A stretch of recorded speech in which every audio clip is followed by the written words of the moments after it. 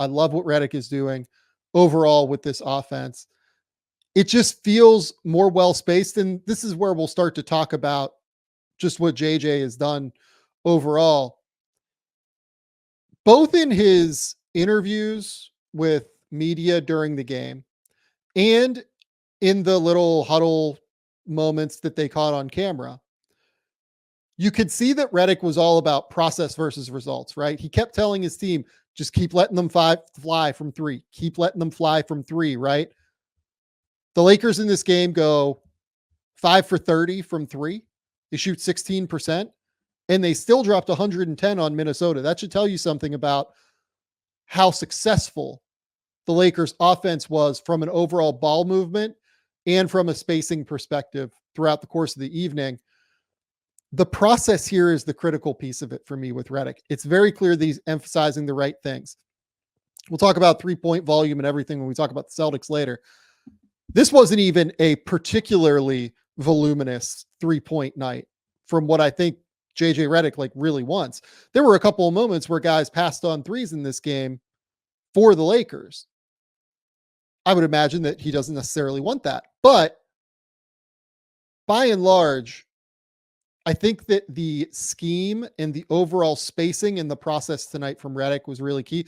And on top of it, I do just kind of have to call out some of the things that Redick ran in this game. I grabbed like 6 sets just to talk through with you guys because some of them were just completely ridiculous. So resizing my window now.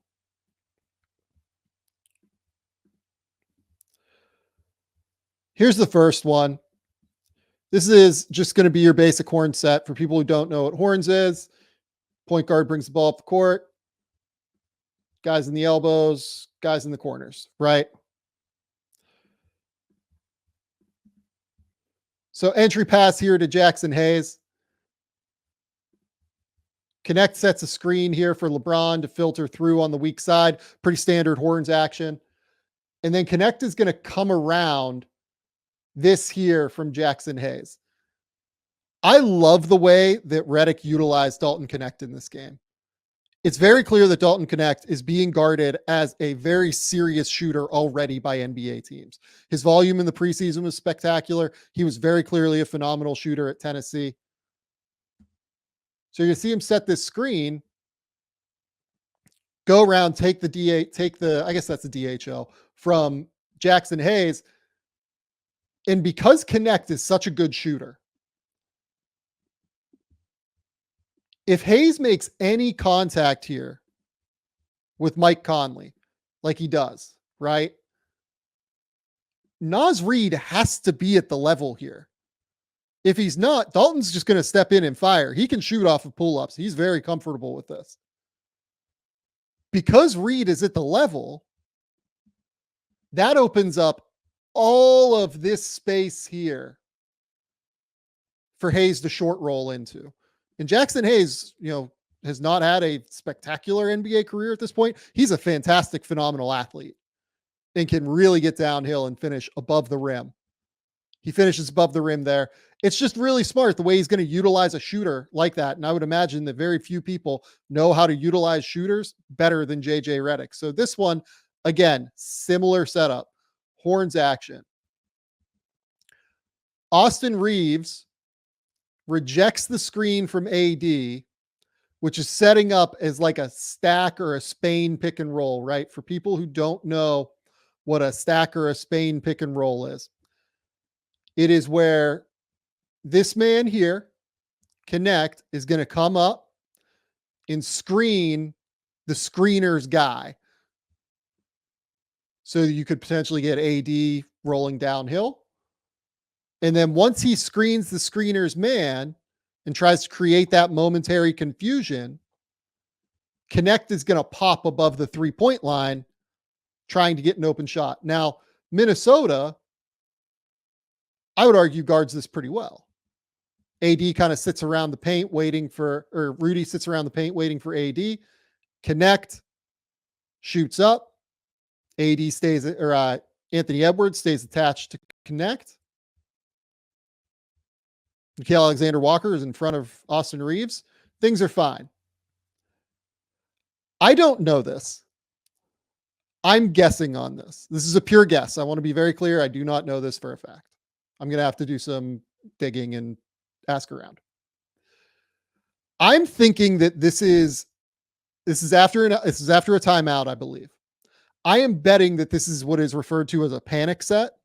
This is something that Rick Bird used to run at Belmont all the time. If you've seen like Dylan Windler highlights from when he was at Belmont before he was a first round pick from the Cavs, they used to run this play all the time for him where he would cut baseline. So what this looks like here is Austin Reeves looks kind of trapped, right? He's picked up the ball. Austin Reeves very rarely picks up the ball at the elbow like this, is why I think that this is one of the reasons I think this is a real set from JJ Redick. He's kind of looking around. He's looking out toward the court as opposed to the sideline where the players are sitting, right? He looks trapped. I don't really ever think that he looks up this way. I think he's looking in this area the whole time. Also, just notice where AD kind of sets up. AD very well could have rolled all the way to the rim here and instead kind of chose to post up in this area. I think this play is just to set up to get this back cut from LeBron James the whole time. So we'll let it run through all the way. So rejects the screen. There's just no reason to pick up the ball there if you're Austin Reeves. There's absolutely no reason.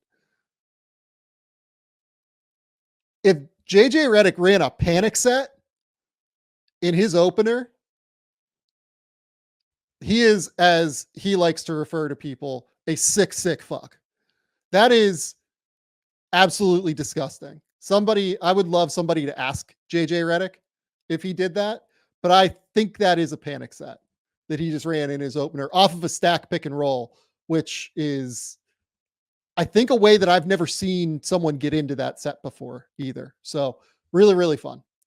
This is the play that we saw earlier, but I kind of want to dig through this again because it is absolutely filthy. So this is a 1-4 high setup, right? And there are different types of 1-4 high sets. So this one is an Iverson set. This is a 1-4 high Iverson where Austin Reeves, the reason it's called an Iverson is because Allen Iverson used to do this all the time. Larry Brown used to run stuff like this, where he's going to cut across and take multiple screens here from LeBron and AD in order to try and get loose from his man, who is, I believe, Mike Conley here. Rui Hachimura is going to filter through to the corner.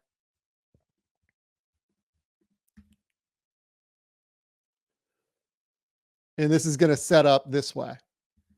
So LeBron comes around. AD sets a screen here. LeBron comes around to set a screen, almost like a little slip screen for Austin Reeves. And then he's just going to kind of filter through into this area.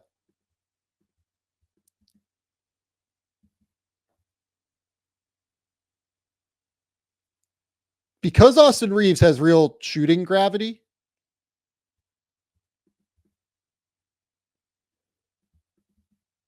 and because of all these screens, particularly the AD screen here that you couldn't see,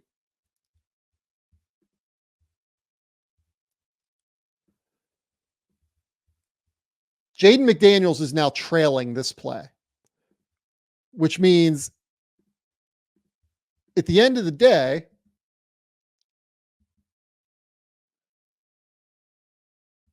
someone's probably going to have to help here.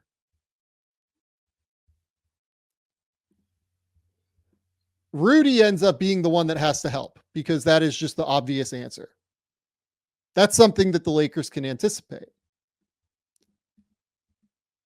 Because he has to help and step up, that just leads to a wide open lane for Anthony Davis here to go up and finish. So we'll let the whole thing run through again. So the 1-4 high set, Iverson cut across. AD screens for LeBron. LeBron comes over, screens for Reeves, pocket pass in. AD rolls to the rim, cuts to the rim, whatever you want to call it there. This is just like stuff that I cannot imagine the Lakers doing last year. Just point blank. I cannot remember anything like this from the Lakers last year.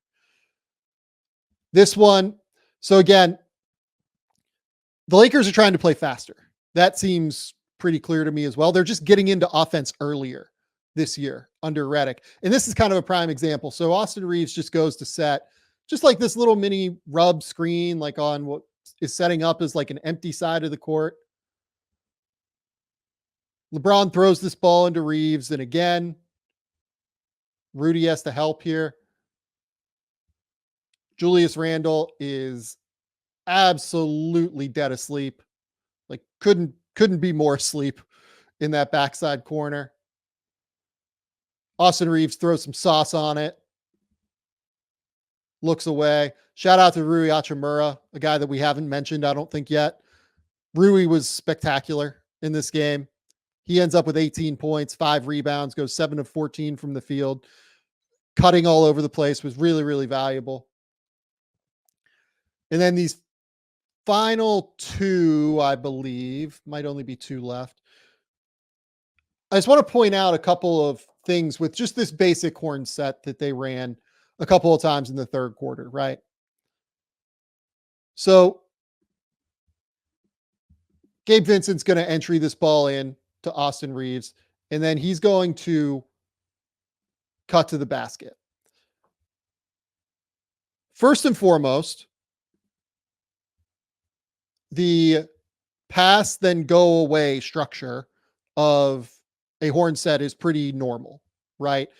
But I would say most of the time, a majority of the time, Vincent will filter this way to the corner.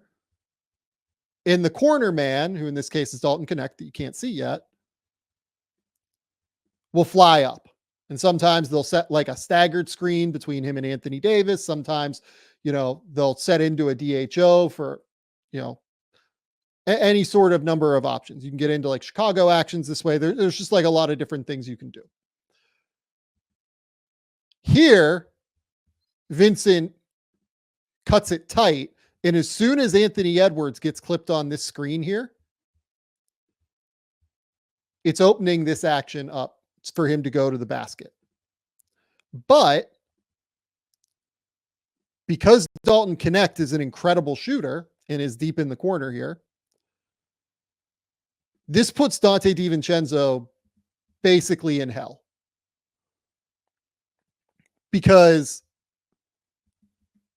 either he has to help off of Connect early and get here early. In that case, Austin Reeves can fling this ball to the corner pretty easily, I think. He's capable of making that pass. Or he has to let this ball go and hope that somebody else helps. He ends up letting the ball go and helping late. It just puts an immense amount of pressure on Donte DiVincenzo there. And then this one is literally the next play down the court. It's the same set, right? But there's a slight change. Here, you have Rui set up in the corner.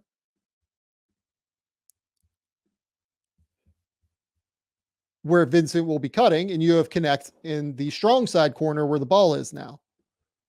This leads to a big being on Rui, or a big being in this corner, who is just naturally going to be more capable and willing to help, right? Again, Edwards gets like kind of clipped on the screen there. But look where Naz Reid is in comparison to where Donte DiVincenzo was. He's already here. He's available. He could just be anticipating this based off of what we saw previously. He could be doing something else. You never know, right? But here, he rotates over, kind of doubles, and ends up shutting this down. The reason I put this on here is just because it shows the gravity of this guy. Teams are already treating Dalton Connect like a pretty serious shooter. So he hits that pass in. This is an awesome play from Gabe Vincent. Gabe Vincent looks off Rudy Gobert from AD. He's looking this way. He's eventually going to pass it this way to AD. And then AD just goes through, finishes at the rim. It's basically the way offense is supposed to look. It's the way offense is supposed to look. And I'm sure it's an absolute godsend for Lakers fans.